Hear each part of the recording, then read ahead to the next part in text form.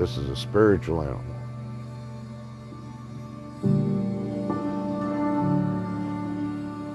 It was an animal that was taken to the brink of extinction.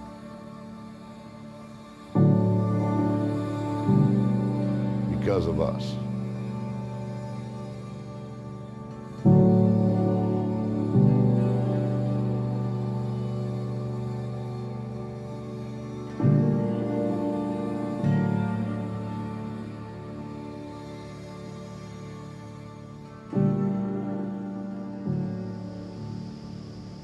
Before Teddy Roosevelt come in and started the Conservation Club, the United States, as far as known, there was less than 300 of the animals left on the continent. So by us doing these ranches, other people starting ranches, we've brought the animals back. We're close to 500,000 now. Well, bison represent the very essence of almost North America, or Turtle Island. I mean, they are the spiritual food, the really physical food of Native America, of all North America. Everything, the home, their lodge, their clothes, their utensils, whatever, come from the bison, the buffalo. We decided that we needed to destroy not only the bison, but that would also rid us of our, quote, Indian problem. So the government's philosophy at that time, for every dead buffalo meant another dead Indian. It was kind of a hate relationship between us and the natives. We figured that if we didn't like the natives, we didn't want them here, so we're gonna figure out a way to get rid of them. And it's a tragic story what happened. I mean, there used to be, imagine, 60 to 90 million bison. If you see the pictures in Africa, when you see the wildebeest going across the prairie, there are a few thousand. We had 60 to 90 million, the largest herd in the world. I love what Chief Joseph said. He said, "What will happen when the great beast is gone? For man will surely die of loneliness of heart." By the time I got to be 8 years old, my mother and father were going to Yellowstone National Park, and all I wanted to see was a buffalo. Well, there were none to be seen, and finally we turned a corner, and at the end of the road, right in front of us, was a huge bison bull. He was probably 15, 16, 17 years old, massive, 2,400 pounds.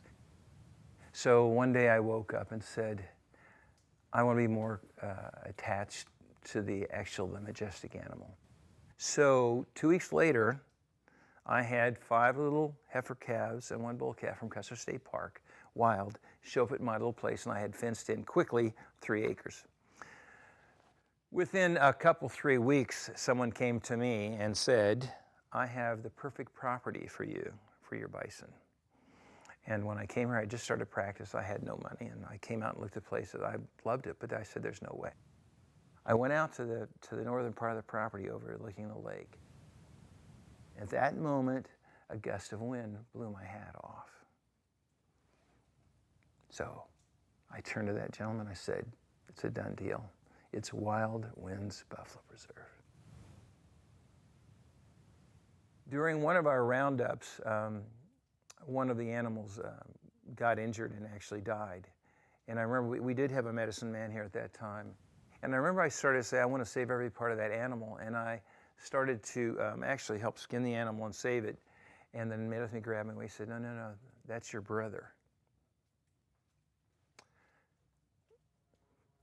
You can't do that. So from that point on, and that's been 20 years ago, I have no part of that. Unless they're in pain, we pretty much let Mother Nature take care of themselves. Iron Cloud was a calf. His mother died in 2018. Found him just laying there like he was brokenhearted. And he would have laid there and died. These animals are a social animal, so I had to be his mother. Well, after about 4 days, he started taking the bottle real good. I brought him up here, pinned him up, and he was like a pet. I'd come up here, sit down in this chair right here, drink coffee in the morning. He would lay right here beside me. Now to go out there in the herd, and try and do that. I can pull up to him and he'll get up and come to me, but I don't go to him. I let him come to me. Been here going on 6 years. It'll be 6 years in April. Came here basically, volunteered for 2 days and never left. I guess it would be the point of feeling needed.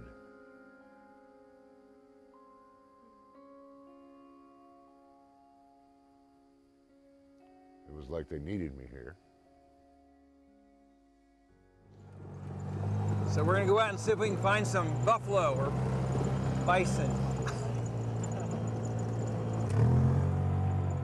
Trying to get in with a big bull here somewhere.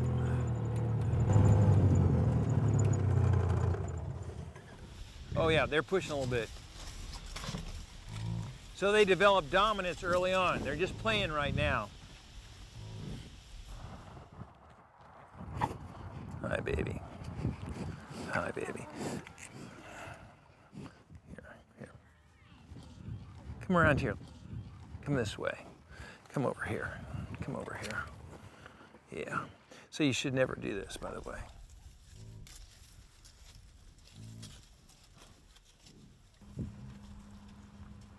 The roundup gives us a count on our cows, calves, and bulls. Gives us a count on the whole herd, so we know how many we have. We have about 60 to 80 caught now, and the other probably 120 or so are out in the field.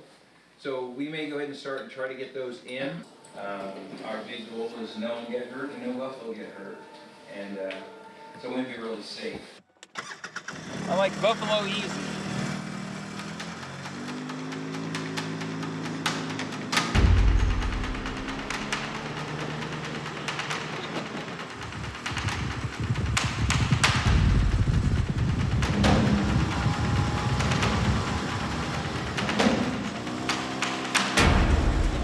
Folks, right now. Bring them up. Bring them up.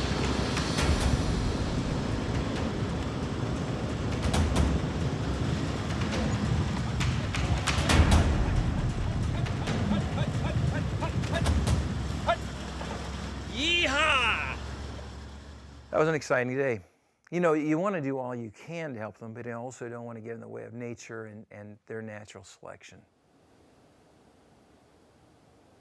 The position that I'm in, I'm like a teacher, so I've seen generations of children, and that's what this place is about. I've been blessed by being here. The man that owns the place, John Trippi, he's really blessed me, allowing me to be here. I think that the idea that we took an animal and we really honored it and we preserved the best we could brought the spirit of the bison here to Indiana. So I'd like it to the Wild Winds that we would really have a sense of honoring the bison and our past and the Mother Earth. I mean, that's what this is for.